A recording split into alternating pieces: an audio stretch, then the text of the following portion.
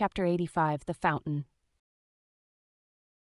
That for 6,000 years, and no one knows how many millions of ages before, the great whales should have been spouting all over the sea, and sprinkling and mystifying the gardens of the deep, as with so many sprinkling or mystifying pots.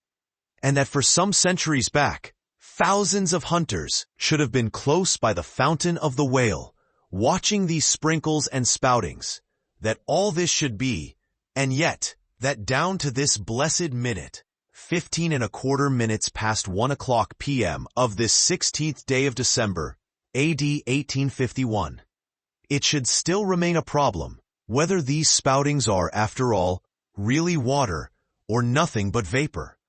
This is surely a noteworthy thing. Let us then look at this matter, along with some interesting items contingent. Everyone knows that by the peculiar cunning of their gills, the finny tribes in general breathe the air which at all times is combined with the element in which they swim. Hence, a herring or a cod might live a century and never once raise its head above the surface. But owing to his marked internal structure, which gives him regular lungs, like a human being's, the whale can only live by inhaling the disengaged air in the open atmosphere. Wherefore the necessity for his periodical visits to the upper world. But he cannot in any degree breathe through his mouth, for in his ordinary attitude, the sperm whale's mouth is buried at least 8 feet beneath the surface. And what is still more, his windpipe has no connection with his mouth. No, he breathes through his spiracle alone, and this is on the top of his head. If I say that in any creature breathing is only a function indispensable to vitality, inasmuch as it withdraws from the air a certain element, which being subsequently brought into contact with the blood imparts to the blood its vivifying principle, I do not think I shall err, though I may possibly use some superfluous scientific words.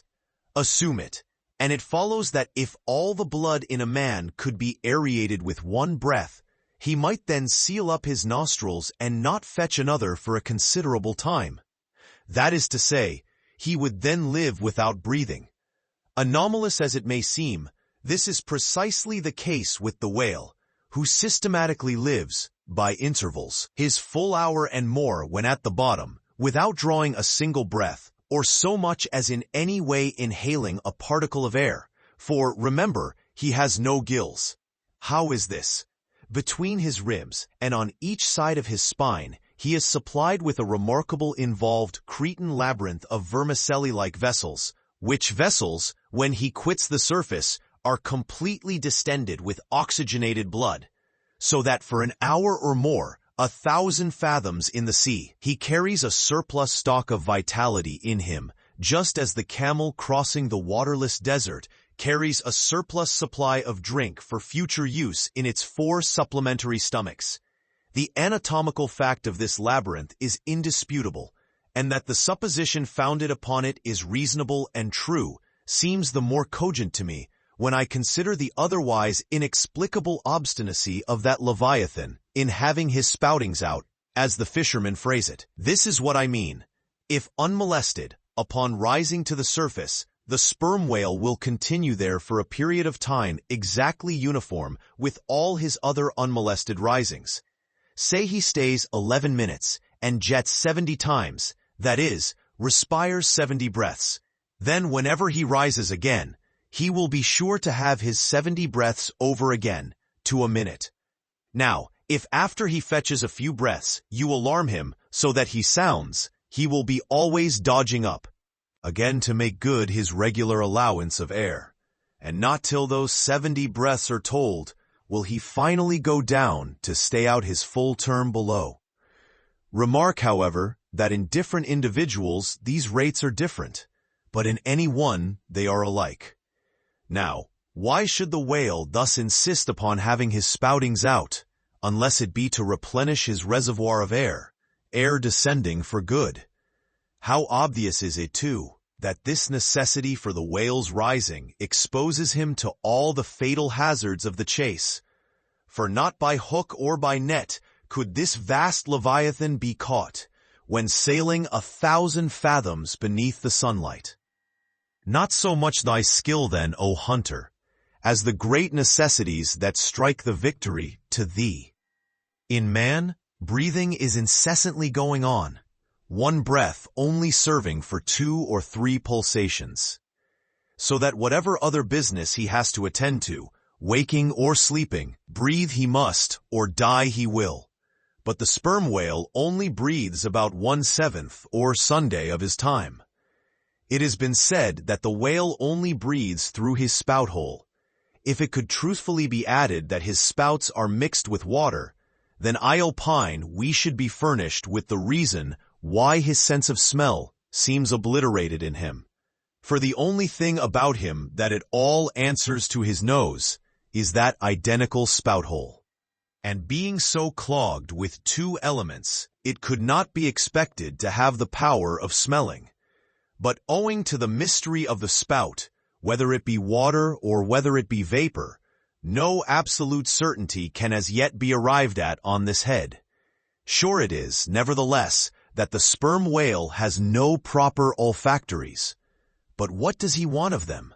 No roses, no violets, no cologne water in the sea. Furthermore, as his windpipe solely opens into the tube of his spouting canal, and as that long canal, like the Grand Erie Canal, is furnished with a sort of locks that open and shut for the downward retention of air or the upward exclusion of water, therefore the whale has no voice, unless you insult him by saying that when he so strangely rumbles, he talks through his nose. But then again, what has the whale to say? Seldom have I known any profound being that had anything to say to this world, unless forced to stammer out something by way of getting a living. Oh, happy that the world is such an excellent listener. Now the spouting canal of the sperm whale, chiefly intended as it is for the conveyance of air, and for several feet laid along, horizontally, just beneath the upper surface of his head, and a little to one side. This curious canal is very much like a gas pipe laid down in a city on one side of a street. But the question returns whether this gas pipe is also a water pipe.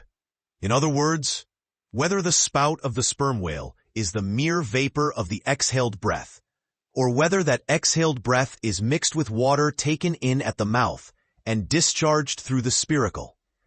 It is certain that the mouth indirectly communicates with the spouting canal, but it cannot be proved that this is for the purpose of discharging water through the spiracle, because the greatest necessity for so doing would seem to be when in feeding he accidentally takes in water. But the sperm whale's food is far beneath the surface, and there he cannot spout even if he would. Besides, if you regard him very closely and time him with your watch, you will find that when unmolested, there is an undeviating rhyme between the periods of his jets and the ordinary periods of respiration. But why pester one with all this reasoning on the subject? Speak out. You have seen him spout. Then declare what the spout is. Can you not tell water from air? My dear sir, in this world, it is not so easy to settle these plain things. I have ever found your plain things the naughtiest of all. And as for this whale spout, you might almost stand in it, and yet be undecided as to what it is precisely. The central body of it is hidden in the snowy, sparkling mist enveloping it. And how can you certainly tell whether any water falls from it, when always, when you are close enough to a whale to get a close view of his spout, he is in a prodigious commotion, the water cascading all around him. And if at such times you should think that you really perceive drops of moisture in the spout, how do you know that they are not merely condensed from its vapor? Or how do you know that they are not those identical drops superficially lodged in the spout hole fissure, which is countersunk into the summit of the whale's head? For even when tranquilly swimming through the midday sea in a calm, with his elevated hump, sun-dried as a dromedary's in the desert, even then, the whale always carries a small basin of water on his head, as under a blazing sun you will sometimes see a cavity in a rock filled up with rain. Nor is it at all prudent for the hunter to be over-curious touching the precise nature of the whale's spout. It will not do for him to be peering into it and putting his face in it. You cannot go with your pitcher to this fountain and fill it and bring it away. For even when coming into slight contact with the outer, vapory shreds of the jet, which will often happen, your skin will feverishly smart from the acridness of the thing so touching it. And I know one who, coming into still closer contact with the spout, whether with some scientific object in view or otherwise, I cannot say, the skin peeled off from his cheek and arm. Wherefore, among whalemen, the spout is deemed poisonous. They try to evade it. Another thing, I've heard it said, and I do not much doubt it, that if the jet is fairly spouted into your eyes, it will blind you. The wisest thing the investigator can do then, it seems to me, is to let this deadly spout alone. Still, we can hypothesize even if we cannot prove and establish. My hypothesis is this, that the spout is nothing but mist, and besides other reasons, to this conclusion I am impelled by considerations touching the great inherent dignity and sublimity of the sperm whale. I account him no common shallow being, inasmuch as it is an undisputed fact that he is never found on soundings or near shores. All other whales sometimes are. He is both ponderous and profound, and I am convinced that from the heads of all ponderous, profound beings, such as Plato, Pyrrho, the devil, Jupiter, Dante, and so on, there always goes up a certain semi-visible steam while in the act of thinking deep thoughts. While composing a little treatise on eternity, I had the curiosity to place a mirror before me, and ere long saw reflected there a curious involved worming and undulation in the atmosphere over my head. The invariable moisture of my hair, while plunged in deep thought after 6 cups of hot tea in my thin shingled attic of an August noon. This seems an additional argument for the above supposition, and how nobly it raises our conceit of the mighty, misty monster, to behold him solemnly sailing through a calm tropical sea, his vast, mild head overhung by a canopy of vapor, engendered by his incommunicable contemplations, and that vapor, as you will sometimes see it, glorified by a rainbow, as if heaven itself had put its seal upon his thoughts. For do you see, rainbows do not visit the clear air, they only irradiate vapor, and so, through all the thick mists of the dim doubts in my mind, divine intuitions now and then shoot, enkindling my fog with a heavenly ray. And for this I thank God, for all have doubts, many deny, but doubts or denials, few along with them have intuitions, doubts of all things earthly, and intuitions of some things heavenly. This combination makes neither believer nor infidel, but makes a man who regards them both with equal eye.